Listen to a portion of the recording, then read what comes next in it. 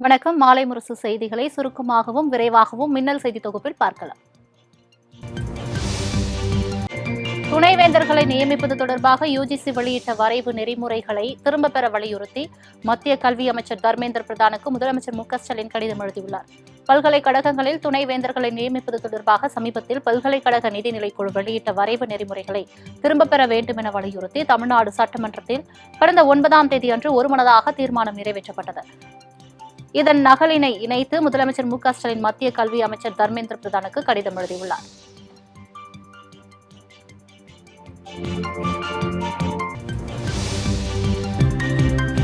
India கூட்டணி முதலமைச்சர்களுக்கு தமிழ்நாடு முதலமைச்சர் மு.க.ஸ்டாலின் கடிதம் எழுதியுள்ளார். அதில் யுஜிசி வெளியிட்ட வரைவு நெறிமுறைகளுக்கு எதிராக தமிழ்நாடு சட்டப்பேரவையில் நிறைவேற்றப்பட்டுள்ள தீர்மானம் குறித்து தெரிவித்துள்ளார். இதேபோல டெல்லி, இமாச்சல பிரதேசம், ஜம்மு காஷ்மீர், ஜார்க்கண்ட், கர்நாடகா, கேரளா, பஞ்சாப், மேற்கு வங்காளம் மற்றும் தெலுங்கானா சட்டமன்ற பேரவைகளிலும் தீர்மானம் நிறைவேற்ற வேண்டும் என்றும் அவர் வலியுறுத்தியுள்ளார். யுஜிசி வெளியிட்ட வரைவு நெறிமுறைகள் மாநில பல்கலைக்கழகங்களின் சுயாட்சியால் நீண்டகால பாதிப்புகளை ஏற்படுத்தும் என்று தெளிவாக குறிப்பிட்டுள்ளார்.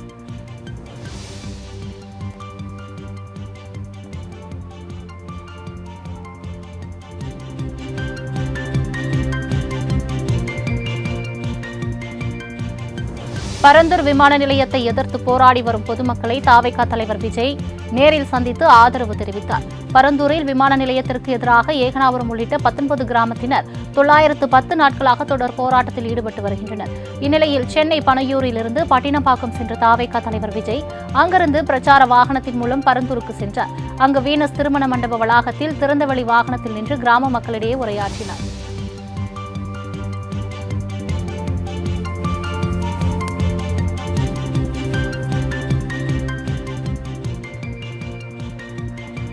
நம்புகிற மாதிரி நாடகம் ஆடுவதில் திமுக அரசு கில்லாடி என தாவேகா தலைவர் விஜய் விமர்சித்துள்ளார்.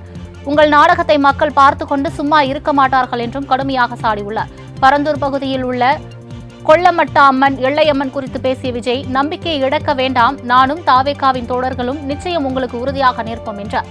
ஏகனாபுரம் ஊருக்குள் சென்று மக்களை சந்திக்க திட்டமிட்டிருந்த நிலையில் உரிய அனுமதி கிடைக்காததால் இங்கிருந்தே பேசுவதாகவும், விரைவில் ஊருக்குள் நிச்சயம் வருவேன் என்றும் விஜய் அப்போது ஆவேசமாக பேசினார்.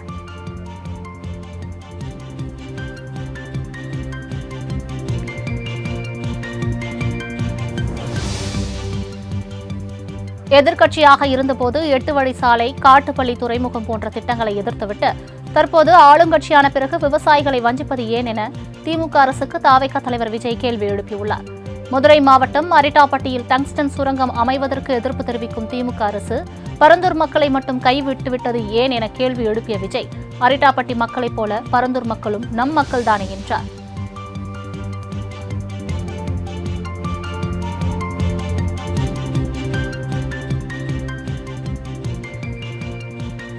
கொல்கத்தா பெண் மருத்துவர் பாலியல் வன்கொடுமைக்கு ஆளாக்கப்பட்டு கொலை செய்யப்பட்ட வழக்கில் குற்றவாளி சஞ்சய் ராய்க்கு ஆயுள் தண்டனை விதிக்கப்பட்டுள்ளது. கடந்த ஆகஸ்ட் மாதம் பெண் மருத்துவர் கொலை செய்யப்பட்ட நிகழ்வு நாடு முழுவதும் பெரும் அதிர்வலைகளை ஏற்படுத்தியது. இந்த வழக்கில் சஞ்சய் ராய் குற்றவாளி என 2 நாட்களுக்கு கொல்கத்தா சியால்டா நீதிமன்றம் தீர்ப்பளித்துள்ளது. இந்நிலையில் சஞ்சய் ராய் சாகும் வரை சிறை தண்டனை அனுபவிக்க வேண்டும் என்றும் பாதிக்கப்பட்ட மருத்துவரின் குடும்பத்திற்கு 17 லட்சம் ரூபாய் இழப்பீடாக மேற்கு வங்க அரசு வழங்க வேண்டும் என்றும் தீர்ப்பளித்துள்ளது.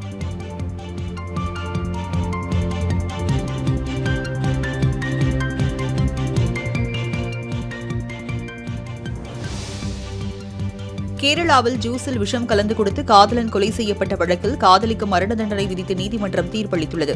திருவனந்தபுரத்தை சேர்ந்த ஷாரோன் ராஜ் என்பவரை கன்னியாகுமரி மாவட்டத்தை சேர்ந்த கிருஷ்மா காதலித்து வந்த நிலையில் காதலனை வீட்டிற்கு வரவழைத்து கசாயத்தில் விஷம் கலந்து கொடுத்து காதலி கிருஷ்மா கொலை செய்துள்ளார். இது சம்பந்தமான வழக்கில் தீர்ப்பளித்துள்ள நெய்யாற்றின் கரை செஷன்ஸ் நீதிமன்ற நீதிபதி கிருஷ்மாவிற்கு தூக்கு தண்டனையும் அவரது தாய்மாமன் நிர்மல்குமாருக்கு 10 ஆண்டு சிறை தண்டனையும் விதித்து தீர்ப்பளித்தார்.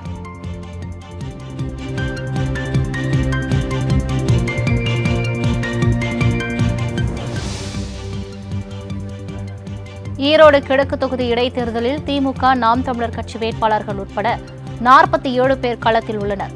மனுக்களை வாபஸ் பெறுவதற்கு கடைசி நாளான இன்று 8 வேட்பாளர்கள் மனுக்களை வாபஸ் பெற்றனர். இந்நிலையில் நாம் தமிழர் கட்சி வேட்பாளர் சீதாலட்சுமிக்கு மைக் சின்னம் ஒதுக்கப்பட்டுள்ளது. மேலும் சுயேட்சைகளுக்கு சின்னங்கள் ஒதுக்கப்பட்டுள்ளது.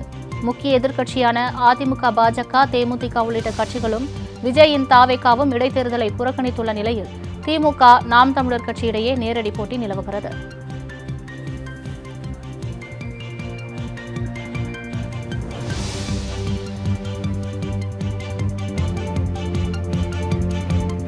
ஈரோடு கிழக்கு சட்டமன்ற தொகுதியில் சுயேட்சையாக மனு செய்த அதிமுக பிரமுகர் செந்தில் முருகன் போட்டியிலிருந்து விலகிக் கொள்வதாக தெரிவித்துள்ளார். ஈரோடு கிழக்கு தொகுதி இடைத்தேர்தல் அடுத்த மாதம் 5ஆம் தேதி நடைபெறவுள்ளதையொட்டி நடைபெற்ற வேட்புமனு பரிசீலனையில் திமுக வேட்பாளர் சந்திரகுமார், நாம் தமிழர் கட்சி வேட்பாளர் சீதாலட்சுமி உட்பட 55 வேட்பாளர்களின் மனுக்கள் ஏற்கப்பட்டன. இந்த நிலையில் சுயேட்சையாக வேட்புமனு தாக்கல் செய்த அதிமுக முன்னாள் பிரமுகர் செந்தில் முருகன் தனது வேட்புமனுவை வாபஸ் பெற்றுள்ளார்.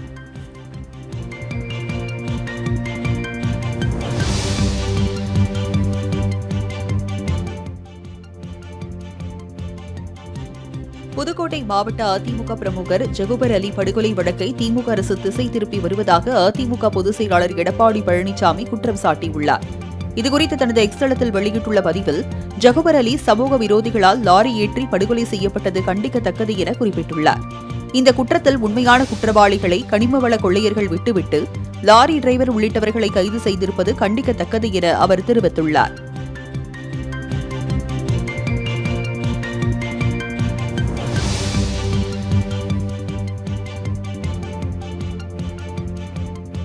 எடப்பாடி பழனிசாமி அடிப்படை புரிதல் கூட இல்லாமல் அவதூறுகளை பரப்பக்கூடாது என சட்டத்துறை அமைச்சர் ரகுபதி தெரிவித்துள்ளார்.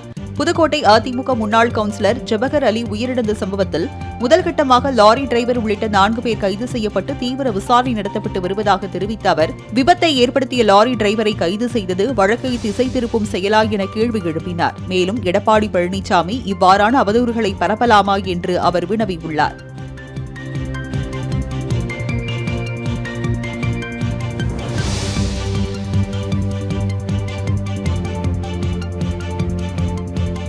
அதிமுக மற்றும் பாஜக இடையிலான கூட்டணி கள்ளக்கூட்டணி என்பதை நொடிக்கு ஒரு முறை நிரூபித்துக் கொண்டே இருக்கிறார்கள் என அமைச்சர் சிவசங்கர் தெரிவித்துள்ளார். டெல்லியில் பாஜக மேலிடம் அண்ணாமலைக்கு எழுதி கொடுத்த பதிவை அப்படியே நகல் எடுத்து வெளியிடும் அளவுக்கு பாஜகவின் அடிமையாகவே பழனிசாமி மாறிவிட்டதாகவும் சிவசங்கர் தெரிவித்துள்ளார். மேலும் அதிமுக பாஜக கள்ளக்கூட்டணி பிரதமர் மோடி நடத்தும் அப்பட்டமான பொம்மலாட்ட நாடகம் என்றும் அவர் குறிப்பிட்டுள்ளார்.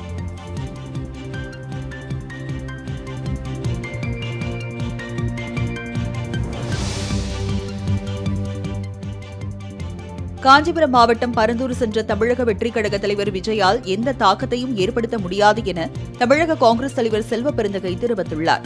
சென்னை விமான நிலையத்தில் செய்தியாளர்களிடம் பேசிய அவர், தானும் 3.5 வருடமாக பரந்தூர் சென்று மக்களை சந்தித்து வருவதாகவும், தற்போது பரந்தூர் செல்லும் விஜயால் போராட்டக் குழுவினரின் கோரிக்கைகள் குறித்து அரசுக்கு பரிந்துரையாக சொல்லலாம் என்றும் தெரிவித்தார்.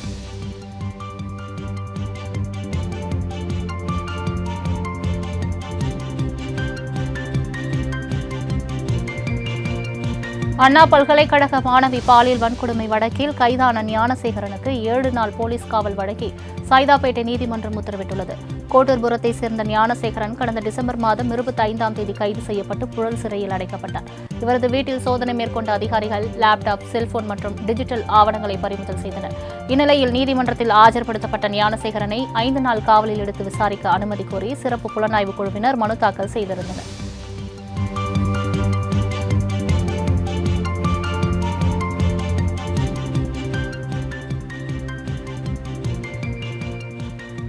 விடுதலை புலிகள் இயக்கத்தின் தலைவர் பிரபாகரனை சீமான் சந்திக்கவே இல்லை என திரைப்பட இயக்குநர் சங்ககிரி ராஜ்குமார் தெரிவித்துள்ளார். ஈழப்போர் உச்சகட்டத்தில் இருக்கும்போது பிரபாகரனை சந்தித்ததாக சீமான் பல பேட்டிகளில் தெரிவித்திருந்தார். இந்நிலையில் பிரபாகரனும் சீமானும் சந்தித்ததாக கூறப்படுவது முற்றிலும் பொய் என்றும், சந்திப்பு குறித்த புகைப்படம் உண்மையானதல்ல என்றும், அதை நான் தான் ஒட்டி கொடுத்தேன் என்றும் அதிர்ச்சி தகவலை சங்ககிரி ராஜ்குமார் வெளியிட்டுள்ளார்.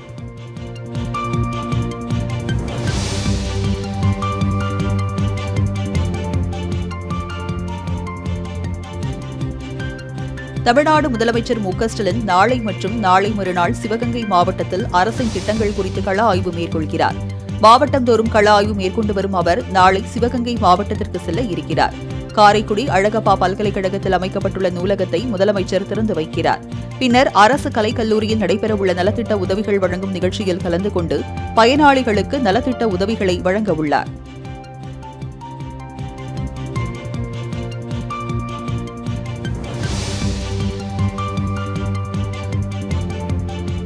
வரும் 18, 19 ஆகிய தேதிகளில் தஞ்சாவூர், திருவாரூர், நாகை உட்பட 9 மாவட்டங்களில் கனமழைக்கு வாய்ப்புள்ளதாக சென்னை வானிலை ஆய்வு மையம் தெரிவித்துள்ளது. இது தொடர்பாக வெளியிடப்பட்டுள்ள அறிக்கையில், இன்று தமிழகம், புதுவை மற்றும் காரைக்காலில் ஓரிரு இடங்களில் லேசானது முதல் மிதமான மழை பெய்யும் என்றும், நெல்லையில் உள்ள மலைப்பகுதிகளில் ஓரிரு இடங்களில் கனமழை பெய்ய வாய்ப்புள்ளதாகவும் தெரிவிக்கப்பட்டுள்ளது. மேலும் வரும் 18ஆம் தேதி தஞ்சாவூர், திருவாரூர், நாகை, மயிலாடுதுறை, புதுக்கோட்டை, ராமநாதபுரம் ஆகிய 6 மாவட்டங்களில் கனமழையும், வரும் 19ஆம் தேதி தூத்துக்குடி, திருநெல்வேலி, கன்னியாகுமரி உட்பட 9 மாவட்டங்களில் கனமழை பெய்யும் என்றும் தெரிவிக்கப்பட்டுள்ளது.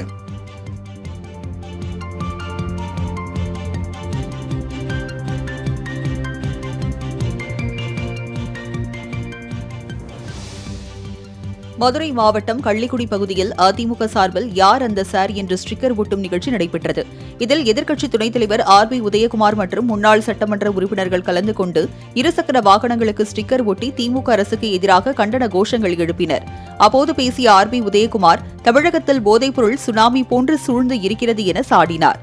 மேலும் பாலியல் வன்கொடுமையால் பாதிக்கப்பட்ட மாணவிக்கு நீதி கிடைப்பதற்கு ஒரு துரும்பை கூட முதலமைச்சர் எடுத்து போடவில்லை என அவர் சாடினார்.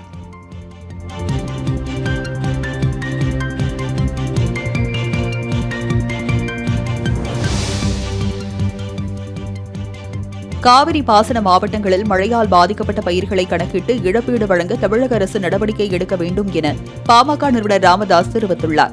இதுகுறித்து வெளியிட்டுள்ள அறிக்கையில், கடந்த சில நாட்களாக பெய்த மழையில் நாகப்பட்டினம், மயிலாடுதுறை மாவட்டங்களில் 1.25 லட்சம் ஏக்கர் பரப்பளவிலான நெற்பயிர்கள் பாதிக்கப்பட்டுள்ளதாக தெரிவித்துள்ளார்.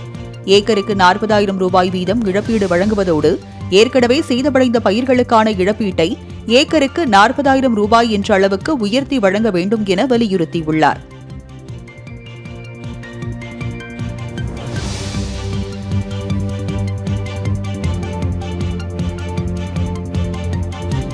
கோமயத்தில் மருத்துவ குணங்கள் உள்ளது என்பதற்கான ஆதாரம் தன்னிடம் உள்ளதாகவும், அமெரிக்காவில் வெளியான இதழ்களில் கோமியத்தில் எதிர்ப்பு சக்தி உள்ளது என்பதும் கண்டறியப்பட்டுள்ளதாகவும் சென்னை IIT இயக்குநர் காமக்கொடி கூறியுள்ளார். சென்னையில் செய்தியாளர்களிடம் பேசிய அவர், பாக்டீரியாக்களுக்கு எதிரான குணங்கள் கோமியத்தில் உள்ளது நிரூபிக்கப்பட்ட ஒன்று என கூறியிருப்பது மீண்டும் சர்ச்சையை கிளப்பியுள்ளது.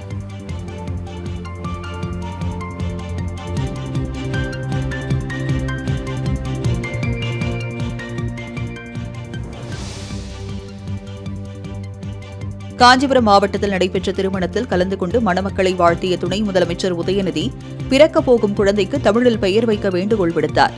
சுங்குவார்சத்திரம் அருகே சேந்தமங்கலத்தில் கட்சி பிரமுகரின் இல்ல திருமணத்தினை நடத்தி வைத்து துணை முதலமைச்சர் உதயநிதி வாழ்த்து தெரிவித்தார். அப்போது பேசிய அவர், கலைஞரும் தமிழும் போல, தலைவரும் உழைப்பும் போல, இயக்கமும் இயக்க தொண்டர்களைப் போல ஒற்றுமையுடன் மணமக்கள் வாழ வேண்டும் என வாழ்த்தினார். மணமக்களுக்கு ஒரே ஒரு கோரிக்கை, பிறக்கக்கூடிய குழந்தை ஆண் பிள்ளையாக இருந்தாலும் சரி, பெண் பிள்ளையாக இருந்தாலும் சரி, அழகான ஒரு தமிழ் பெயரை சூட்ட வேண்டும் என்று.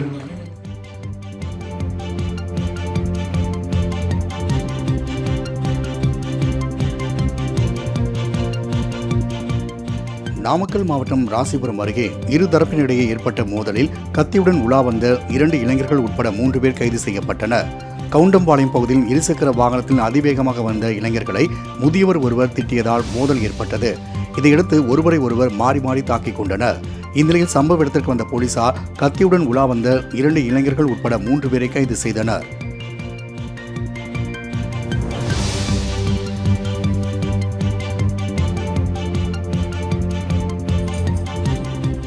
திருப்பத்தூர் அருகே சொத்து பிரச்சினையில் ராணுவ வீரர் ஒருவர் 4 பேரை அரிவாளால் வெட்டிய சம்பவம் பரபரப்பை ஏற்படுத்தியுள்ளது. கசிநாயக்கன்பட்டி கிராமத்தைச் சேர்ந்த முனியம்மாள் என்பவருக்கு சொந்தமான 3 ஏக்கர் விவசாய நிலத்தை பிரித்து எடுத்துக் கொள்வது சம்பந்தமாக அவரது மகன்கள் சின்னராஜுக்கும் கோவிந்தராஜுக்கும் பிரச்சினை ஏற்பட்டுள்ளது.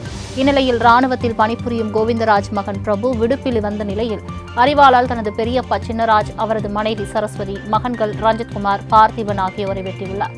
இதனால் படுகாயமடைந்த 4வரும் அரசு மருத்துவமனையில் அனுமதிக்கப்பட்டுள்ள நிலையில் ராணுவ வீரர் பிரபுவை கந்தளி போலீசார் கைது செய்தனர்.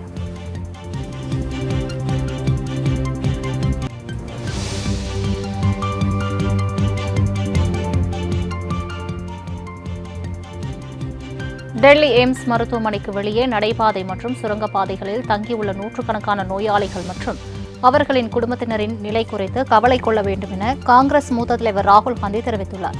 இது தொடர்பாக முதலமைச்சர் அதிஷி மற்றும் மத்திய அமைச்சர் நட்டாவுக்கு அவர் எழுதியுள்ள கடிதத்தில் எய்ம்ஸ் மருத்துவமனையில் சிறந்த கட்டமைப்பு வசதிகளை மேற்கொள்ள நடவடிக்கை எடுக்க வேண்டும் என வலியுறுத்தியுள்ளார்.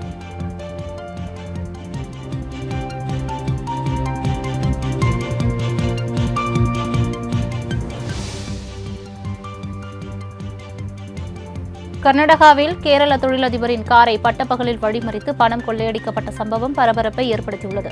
கேரளாவை சேர்ந்த தொழிலதிபர் ஒருவர் காரில் பணத்துடன் மைசூர் நகரின் HD கோட்டை பகுதிக்கு வந்து கொண்டிருந்தார். அப்போது டெல்லி பதிவெண் கொண்ட காரில் வந்த மர்ம நபர்கள் தொழிலதிபரின் காரை வழிமறித்து கொள்ளை சம்பவத்தில் ஈடுபட்டுள்ளனர். பட்டப்பகலில் நடைபெற்ற இந்த கொள்ளை சம்பவம் குறித்து மாவட்ட காவல் கண்காணிப்பாளர் தலைமையில் விசாரணை நடைபெற்று வருகிறது. ATM-இல் கொள்ளை, அதற்கு பணம் எடுத்து செல்லும் வாகனம் மற்றும் வங்கிக் கொள்ளை சம்பவங்களை தொடர்ந்து தற்போது பட்டப்பகலில் அரங்கேறியுள்ள சம்பவம் கர்நாடக மாநிலத்தில் பரபரப்பை ஏற்படுத்தியுள்ளது.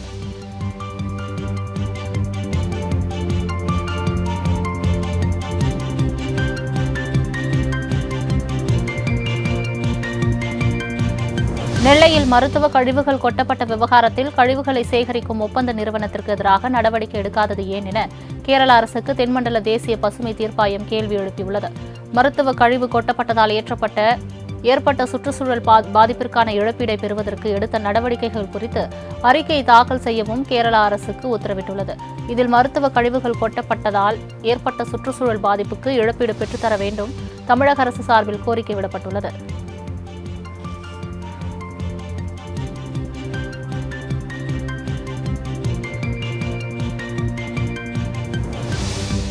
கர்நாடக மாநிலத்தில் செங்கல் சூளை உரிமையாளர் தொழிலாளிகளை கண்மூடித்தனமாக தாக்கும் வீடியோ வலைதளங்களில் வைரலாகி வருகிறது. விஜயபுரா மாவட்டம் காந்தி நகரில் உள்ள செங்கல் சூளையில் பாகல்கோட் மாவட்டத்தைச் சேர்ந்த சதாசிவ மதார், சதாசிவ பாபலடி மற்றும் உமேஷ் ஆகியோர் பணிபுரிந்து வருகின்றனர். இவர்கள் சொந்த ஊர் சென்றுவிட்டு காலதாமதமாக வந்ததால் ஆவேசமடைந்த செங்கல் சூளை உரிமையாளர் தொழிலதிபர்களை கடுமையாக தாக்கியுள்ளார்.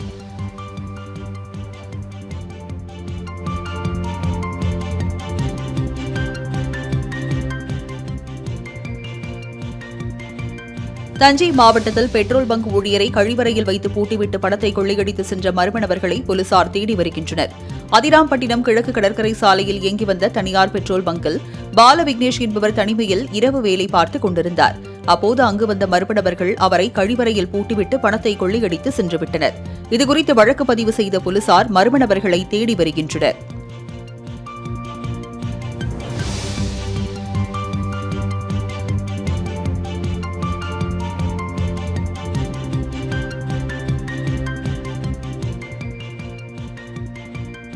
ராணிப்பேட்டை அருகே சொந்த ஊர்களுக்கு செல்லும் மக்களால் கடும் போக்குவரத்து நெரிசல் ஏற்பட்டது. சென்னை பெங்களூரு தேசிய நெடுஞ்சாலையில் தற்போது பாலம் கட்டுமான பணி நடைபெற்று வருகிறது. இந்நிலையில் பொங்கல் விடுமுறை முடிந்து சென்னை திரும்பும் மக்கள் அவ்வழியை பயன்படுத்துவதால் கடும் போக்குவரத்து நெரிசல் ஏற்பட்டது. இதன் காரணமாக வாகன ஓட்டிகள் மற்றும் பொதுமக்கள் கடும் சிரமத்திற்கு உள்ளாகினர்.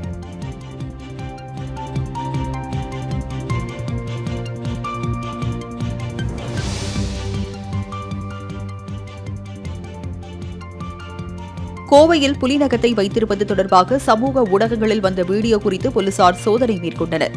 சோதனையில் ராமநாதபுரம் பகுதியில் உள்ள பாலகிருஷ்ணன் என்பவரின் வீட்டில் ஒரு புள்ளிமான் கொம்பின் துண்டுகள் கண்டுபிடிக்கப்பட்டதை அடுத்து வழக்கு பதிவு செய்யப்பட்டது. இதனையடுத்து அவரிடமிருந்து கைப்பற்றப்பட்ட புலிநகம் சோதனைக்கு அனுப்பப்பட்டு அவர் கைது செய்யப்பட்டார்.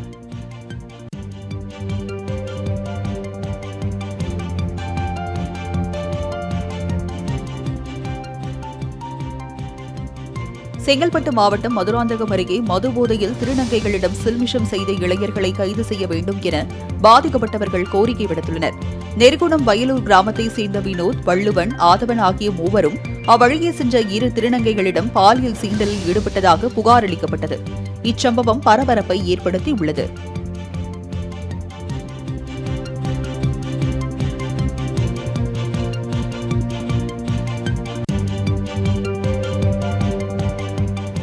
திருவள்ளூர் அருகே அங்கன்வாடி, கோயில் என அடுத்தடுத்து பூட்டை உடைத்து மர்ம நபர்கள் திருடிய சம்பவத்தால் பரபரப்பு ஏற்பட்டது.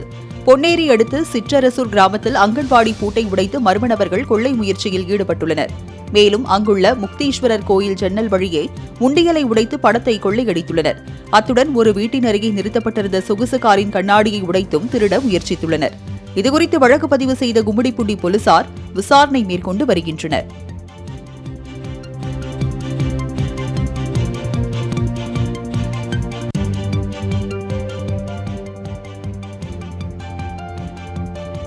கன்னியாகுமரி மாவட்டம் நாகர்கோவிலில் இருந்து வெளியூர் செல்ல பேருந்து நிலையங்களில் பயணிகள் கூட்டம் அலைமோதியது. பொங்கல் விடுமுறை முடிந்து மக்கள் தங்கள் சொந்த ஊர்களுக்கு செல்ல பேருந்து நிலையத்திற்கு படையெடுத்துள்ளனர். இந்நிலையில் ஆம்னி பேருந்துகளில் 1000 ரூபாயிலிருந்து 4000 ரூபாய் வரை கட்டணம் வசூல் செய்யப்படுவதாக பயணிகள் வேதனை தெரிவிக்கின்றனர். மேலும் மதுபோதையில் சிலர் ரகளையில் ஈடுபட்டதால் பரபரப்பு ஏற்பட்டது.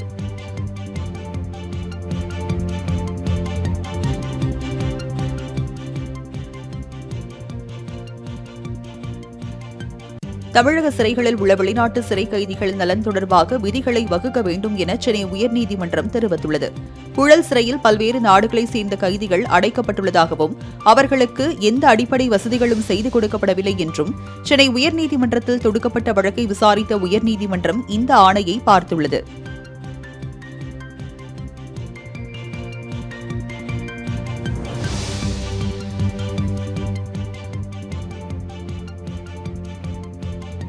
அக்டி கணவாய் முறையை பயன்படுத்தி மீன்களை பிடிக்க விதித்த தடையை நீக்க கோரி புதுச்சேரி மாவட்ட ஆட்சியர் அலுவலகத்தில் தர்ணாவில் ஈடுபட்ட மீனவர்களை போலீசார் இழுத்து சென்றதால் பெரும் பரபரப்பு நிலவியது. பெரிய காலப்பட்டு பகுதியைச் சேர்ந்த மீனவர் முகேஷ் என்பவர்தான் குடும்பத்துடன் தர்ணா போராட்டம் நடத்தியவர். அக்டி கணவாய் முறையில் மீன்பிடிக்க தடை விதித்ததால் கடந்த 1 வருடமாக வருமானம் இன்றி தவித்து வருவதாக கூறினார்.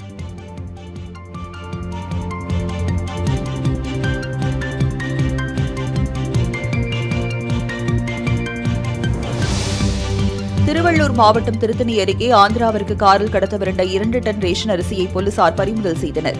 வங்கடூர் ஊராட்சியில் இருளர் குடியிருப்பு அருகில் நள்ளிரவு நேரத்தில் வேகமாக வந்த டாடா சுமோ காரை சிறப்பு படை போலீசார் தடுத்து நிறுத்தினர்.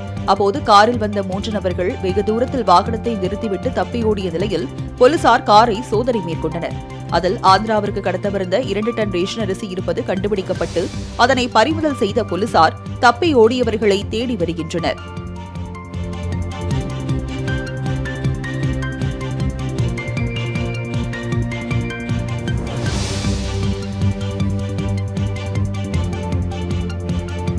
ரயிலில் சுகாதாரக்கேடு ஏற்பட்டு பயணிகள் முகம் சுழிக்கும் வகையில் இருப்பதாக கரூர் பயணி வெளியிட்ட வீடியோ வைரலாகி வருகிறது. ஜம்மு காஷ்மீர் வைஷ்ணவ தேவி கட்ராவிலிருந்து திருநெல்வேலி செல்லும் வாராந்திர ரயிலில் திருச்சி வரை முன்பதிவு செய்யப்படாத பெட்டியில் பயணி ஒருவர் பயணம் செய்துள்ளார். அந்த பெட்டியிலிருந்து முன்பதிவு செய்யப்பட்ட பெட்டிக்கு செல்லும் வழியில் தண்ணீர், குளிர்பானம், காலி பாட்டில்கள், கவர்கள் குப்பை மேடு போல் குவிந்து கிடந்துள்ளன. மேலும் காலி தண்ணீர் பாட்டில்கள் சுகாதாரக்கேடு ஏற்படும் வகையில் கிடந்துள்ளன. இதனை வீடியோ மற்றும் போட்டோவாக எடுத்த ரயில் பயணி ஒருவர் சமூக வலைதளங்களில் பதிவு செய்துள்ளார்.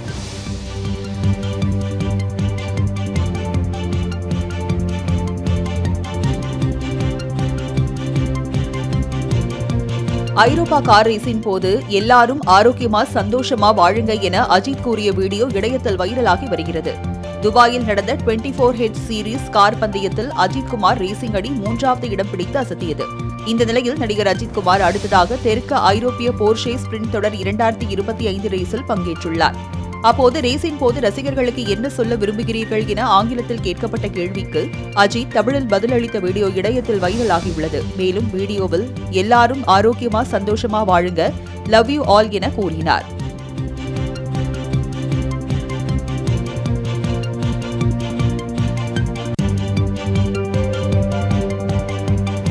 காட்டாங்குளத்தூர் அருகே அத்தியாவசிய பொருட்களை ஏற்றிச் சென்ற லாரிகளை அனுமதிக்குமாறு வாகன ஓட்டிகள் கோரிக்கை விடுத்துள்ளனர்.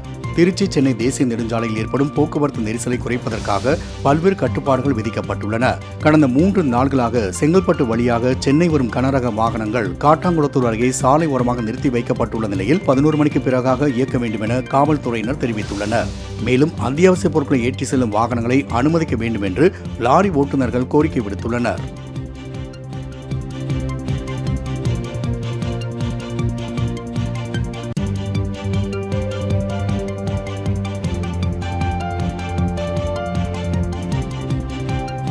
சென்னை கடற்கரை பகுதிகளில் கடல் ஆமைகள் இறந்து கிடப்பது குறித்து தமிழ்நாடு அரசு விளக்கமளிக்க பசுமை தீர்ப்பாயம் உத்தரவு பிறப்பித்துள்ளது.